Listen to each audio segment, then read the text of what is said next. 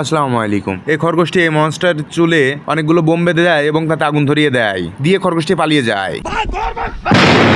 মনস্টারটি তার চুল ঠিক করে নিয়ে খরগোশটিকে তাড়া করে এবং খরগোশটি ল্যাবের ভিতরে ঢুকে তার গায়ে অদৃশ্য হওয়ার কেমিক্যাল ঢেলে দেয়। साले को बम से उड़ा दूंगा एक बार हाथ में आ जाए तो। তারপরে খরগোশটি মনস্টারটিকে উত্তম মধ্যম পিটানি দেয়। এবার অদৃশ্য খরগোশটি মনস্টারটির গায়ে ছোট হয়ে যাওয়ার কেমিক্যাল ঢেলে দেয় এবং মনস্টারটি অনেক ছোট হয়ে যায়। তারপরে সেই ইঁদুর সেজে ইঁদুরের গর্তের ভিতরে চলে যায়, ইঁদুরটিকে এক লাথি দিয়ে বের করে দেয়। তারপরে অদৃশ্য খরগোশটি এখানে দাঁড়িয়ে দাঁড়িয়ে গাজর খাচ্ছিল, তখনই এই মনস্টারটি তার গায়ে দৃশ্য হওয়ার কেমিক্যাল ঢেলে দেয়। তুই কি আমারে ফুটপাতের মাস্তান ভাবছস?